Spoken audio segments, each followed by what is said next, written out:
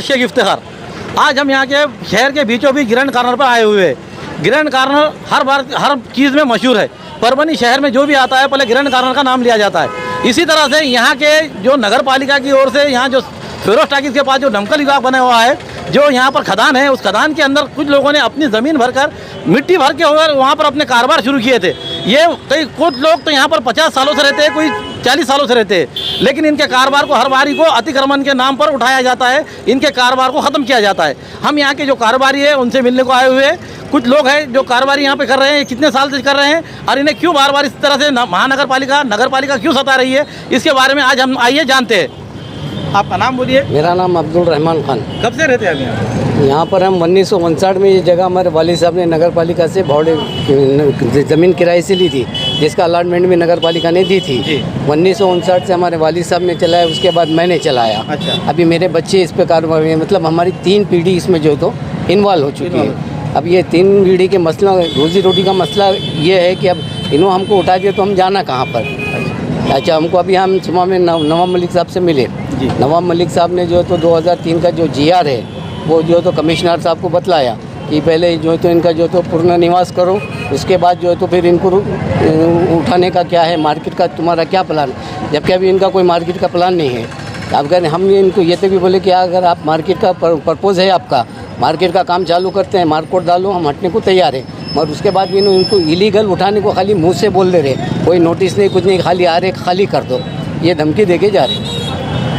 बोला यहाँ पर यहाँ के कारोबारी अयूब खान ये भी जुड़े हुए। आप यहाँ कब से हैं ये जरा बताइए।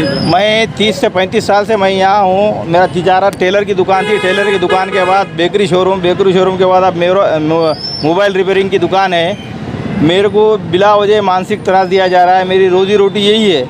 और मेरा ये कहना है, हम जो कमिश्नर साहब के पास इससे पहले रेखेवार साहब थे, उनके पास निवेदन दिए थे कि भाई आप यहाँ पे हमें को टीन शर्ट बना के दीजिए। हमारे नगर सेवक सुनील देशमुख, उन्होंने भी रिकमेंड करे थे, हमारे 2 और नगर सेवक उन्होंने भी हमको हेल्प करे थे। मगर उन्होंने बोल रहे हैं कि भाई ये रिजोर्व जगह है जो कुछ बड़े अधिकारी और कुछ बड़े नगर सेवक मिलकर यहाँ कॉम्प्लेक्स की तैयारी कर रहे, जो हम लोगों को हटाकर बड़े बड़े लोगों को अलॉटमेंट करना चाहते हैं जो बड़ी कीमत में। और जब हमने महापौर की बात करी तो महापौर भी ये बोले कि भाई आपके पास अगर 10 से 5 लाख की इमदाद है तो आप वहाँ रहने की तैयारी करिए, हरास में जो बोली लगेंगी वो बोली में ख़रीदो। जबकि हम ये किराया 35 साल से भरे, हमारे किराए के एवज़ में हम आपको दुकान दे दी जाइए। हम बोले कि 82 के रेट में हम आपको पैसे देने को तैयार है, आप हमको अलॉटमेंट करो और हमारे 82 रेट में पेमेंट बोलो, हम भरने को तैयार है। और कॉम्प्लेक्स जब भी बना रहे आप हमको बोलो, हम खाली कर देते। कॉम्प्लेक्स बनने के बाद हमारी जगहें हमें दो। ये सबका एक ही कहना आ रहा है व्यापारियों का कि जो 40 साल से 35 साल से 50 साल से एक की तो 3 पीढ़ियाँ यहाँ पर चल रही है, इनको कारोबार के लिए एक ज़मीन दी गई है। लेकिन यहाँ के कुछ जो लालूचखोर जो नगर सेवक है और कुछ अधिकारी है जो ये ज़मीन के ऊपर अपनी निगाहें बनाए रखे हैं, वो निगाहें रखकर वो इन कारोबार वालों को कारोबार से हटाना चाह रहे हैं, जबकि इनका कारोबार इसी पे है, इनका परिवार इस पे है।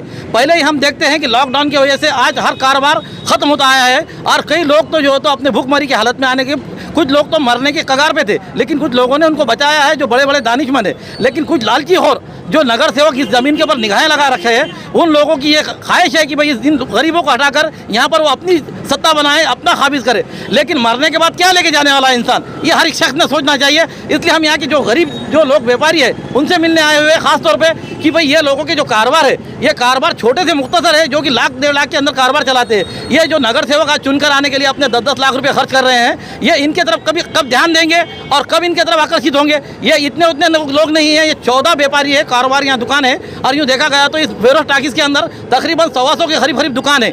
ये दुकानों को अगर हटाया गया तो इनके परिवार क्या करेगा, ये सबसे बड़ा सवाल है, जुमला खड़ा होता है। हम दूसरे यहाँ के व्यापारी से मिलते हैं, उनसे पूछेंगे कि भाई आप यहाँ पर कब से और क्या है, आप ये बताइए। हम 2007 से सर, और हमारे वालिद साहब का इंतकाल होगा 15 में, जैसे अतिक्रमण होगा हमारे वालिद साहब का इंतकाल होगा। तो ये आपको अब यहाँ से हटाने की जो बात की जा रही थी, इस पर आपका क्या मतलब बोलना है? हटाना नहीं है साहब, पहले दुकान बना दिए, फिर हम खुद हट जाते। तो दुकान आपको उसके मुआवजे में चाहिए या फिर क्या करना चाहिए आपको? ये दुकान ही चाहिए हमको। बोधे में हम यहाँ पर पिछले 20 साल से है। उसके पहले हमारे भाई साहब थे और मेरे पास ऐसा कोई हुनर नहीं है कि अब यहाँ से मैं हट जाऊँ तो दूसरा कुछ मैं और सोर्स काम कर सकूँ, और इतना बजट भी नहीं है। या फिर और कहीं पे दुकान आजकल बयान ही इतने 50-50 हज़ार रुपये, 60-60, 1-1 लाख रुपये बयान देना पड़ रहा है। अगर मैं यहाँ से चला जाऊँ तो मेरे पास ऐसा सोर्स ऑफ इनकम कुछ भी नहीं रहेगा, और मेरी पूरी फैमिली बस मेरी दुकान से चलती है। अगर मैं यहाँ से चला जाऊँ तो मेरा सोर्स ऑफ इनकम बिल्कुल भी नहीं रहेगा कुछ। तो आपका अब क्या महानगर पालिका मैं ये चाहता हूँ कि यहीं पर अगर उनके थ्रू कुछ होता है, जैसा कि कुछ पीछे करके या फिर थोड़ा किराया वगैरह बढ़ाना चाहते हैं तो किराए उनके हिसाब से किराया भी देने के लिए तैयार है। और जो ट्रैफिक का मसला है वो सब हम हमारी तरफ से सॉल्व कर देंगे बिल्कुल इंशाल्लाह। पूरा जुमला यूँ सोचा जाए तो व्यापारियों का कहना है कि हम हर चीज़ से प्रशासन को मदद करने के लिए तैयार है। जिस तरह के कि भाई यहाँ का रास्ते के लिए अगर से ट्रैफिक होता है तो उसके लिए पीछे हटने के लिए तैयार है, और पीछे जो गड्ढा बना हुआ है वो गड्ढे के अंदर अपने खुद से खदाती मिट्टी डालकर वहाँ पर अपने पार्टीशन के क्यों ना हो वो इंगलों से बनाकर पीछे हट के बनाने के लिए दुकानें भी तैयार है।